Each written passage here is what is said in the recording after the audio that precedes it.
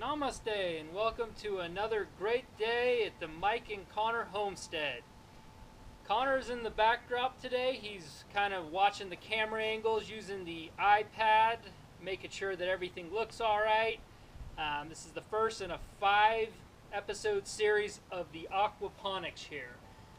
This episode is just going to be a basic overview of how it works, just generalities. So it gives you an idea, do I want to watch more episodes of this or maybe I'll pass? I'm going to go way in depth on it, and the episodes the following will kind of cover that. But this just gives you an idea of how it works. So basically I did a 2-foot deep, 4-foot wide, and 8-foot long fish pond. Lined it, and I used 4x4 treated lumber for the table here that holds up this 2,000+ pound lava rock table, and it's totally filled with lava rock. And then the water pumps up through here into our irrigation system, and the fish, there's probably about 30 goldfish and maybe 3 or 4 koi fish down there. And I'm going to feed them today so you can see what they look like. And the top table is 1 foot deep, 4 foot wide, and 8 foot long.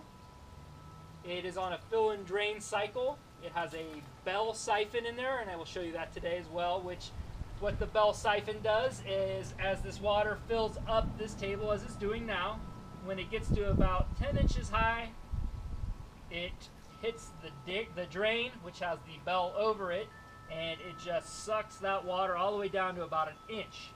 And then at 1 inch, it breaks that siphon system, and then it starts filling back up again, and it does that all day long. The pump is always on, and working pretty good. It gets a lot of air to the plants, so they're not always submerged in water.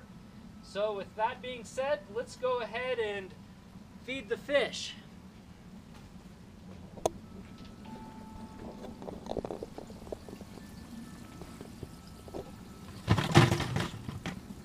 I feed them about what they could eat in a 5-minute period. You don't want to give them too much food because then it goes bad and then they end up getting sick from eating food that's been sitting for a long time.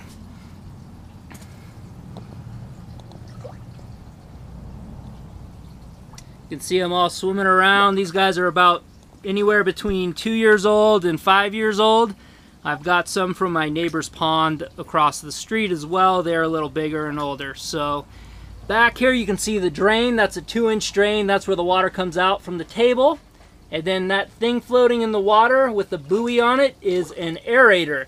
And that's what gives air to the fish as well. It gives it additional air. You can see the motor over here. And then what happens is that just provides air as well to the plants, so they have a more oxygenated water or to kind of feed the roots, and just makes everything work that much better. I feel like the fish and the plants could never get too much oxygen. So that being said, let's come on up and I will show you the bell siphon.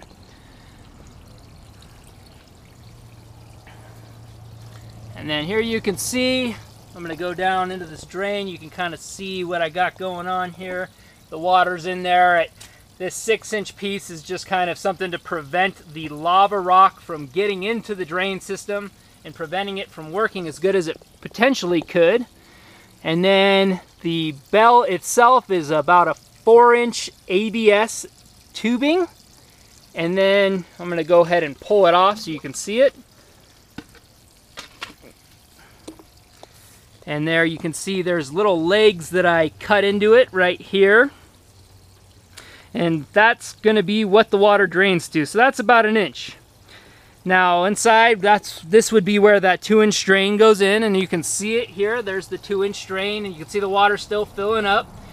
It's not going to start siphoning without the bell on it, of course, but that's basically how I constructed that. And then you can see here, this right here, this little piece of piping, I tap and dyed this in. And this is called a snorkel, and what this does is assist with getting air into the bell to break it when it gets empty. So the more air that goes in there, the easier it's going to break that siphon and let it fill back up again. Sometimes it'll get caught down here at the low end and you need to put more oxygen in this system to let it clear all the way. So that's the whole idea behind this. And then give me just a minute, I'm gonna go ahead and grab something else out of here. This right here allows even more oxygen in to break the siphon. You put this in here, and then that just kind of allows air to go into this tube to let more air in and break that siphon. And I'll go into it a lot more detail in episodes to come, but that just is a general idea of how this bell works. So I'm gonna go ahead, it's almost full, I'm gonna pop that thing back in and let's watch it do its thing. There you can see it's kind of filling up regularly here. And while we're waiting for it to fill up, I was going to discuss a few things about the audio. I know that the audio has kind of been really loud or not loud enough, and I have ordered a external microphone for the GoPro. I'm using a GoPro shot in 1080p, and I bought a new case for it as well to leave it a little more exposed so that you guys can hear us better. I know in the last one I was super loud, Connor wasn't loud enough, and I assure you that we will be fixing that in videos to come. Also, my sister's boyfriend and her, I'd like to give a big shout out to, Teresa and Andrew. They've done a ton of help for me in marketing this video. Teresa is about as good as in marketing as anyone could be, and I had to give her a shout out. Without her, this would never get as many views as it already has, and I'm eternally grateful to you, sister. So she has actually went on Facebook. I am not on Facebook, and she has talked to people and told them what I'm doing, and just really grateful for her doing that. And with that, I think we're just about full. You can see it now hitting that, and you can hear it start. Let's go around and watch it drain. So you can hear it just start draining right now. There's not quite a siphon going yet, but it will in just a second. So as you see, it's just starting to go, and it's catching it, and it's going to go ahead and drain now from about 10 inches down to about 1 inch.